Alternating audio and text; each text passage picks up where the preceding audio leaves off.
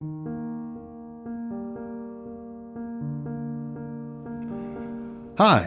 I'm Don Piper, author of the book 90 Minutes in Heaven, a true story of death and life.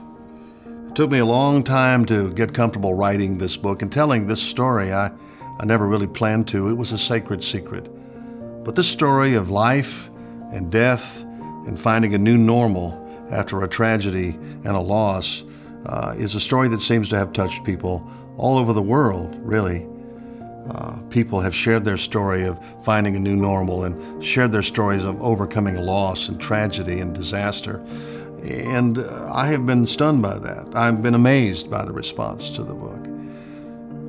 I want to share one of those stories with you. I was about to get up from the table where I was signing the books, and a man really virtually stumbled up to the table and put his hands on the table, leaned across, and probably was not more than a foot in front of my face. Almost a little uncomfortable. And I looked at him, and he looked at me, and he said, "I had to come and see you tonight." I said, "Yes, sir. Thank you for coming." He said, "My little girl was murdered." I said, I'm so sorry. No parent should have to go through that." "No," he said. "No." Well, I was very curious about why he came to see me and what he thought I might be able to do. Well, apparently it had already been done. He said, "After my little girl died and we had her funeral," I don't know how I got through the funeral, he said, I just crawled into a shell. I wanted to die. I went home. I didn't eat. I didn't sleep. I didn't talk to anybody. I just wanted to die. I wanted to go where she was. She was a very devoted follower of Jesus. I said, "Yes, sir, I think I can understand." I can't really, because I've never been through anything like this, and I'm so sorry that you've gone through it. He said, "My friends at church loved me, and they wouldn't let me go."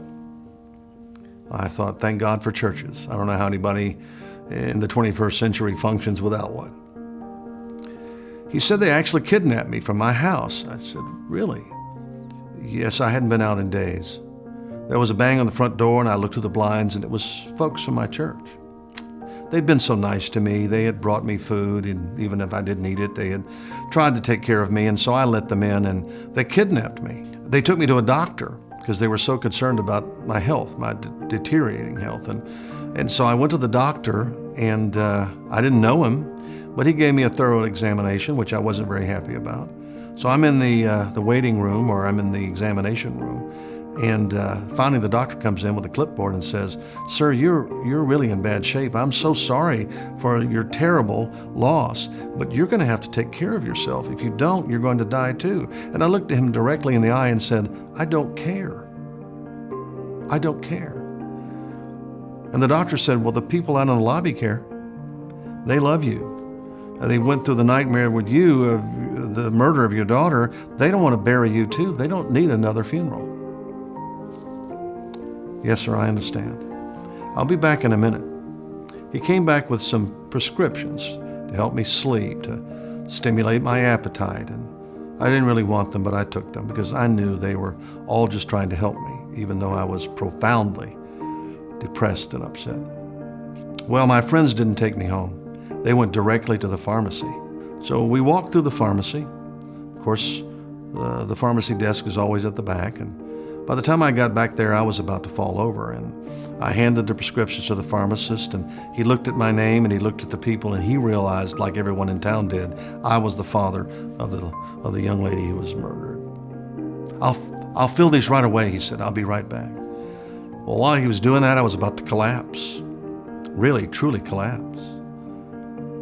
And I was looking around for something to hold on to.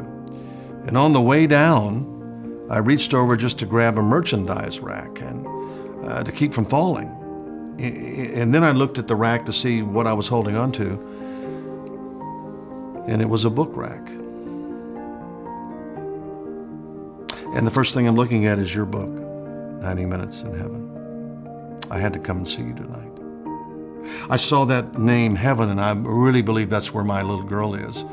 And I opened the book and I began to flip through it, and there's a chapter in there called A New Normal, and I knew I needed one of those because I couldn't go on the way I was. And I put the book down on the counter, and my prescriptions came out, and I said to the pharmacist, sell me this book. I have to have this book. And I took it home and I read it, and I heard you were going to be here, and I had to come and see you. Isn't God good? I went to the pharmacy to get something to make me feel better, and God put it right in front of my face. Thank you, he said. No, thank you, I said. I'm so sorry for your temporary separation from your little girl. It is real, but it will not last. I'll see you there.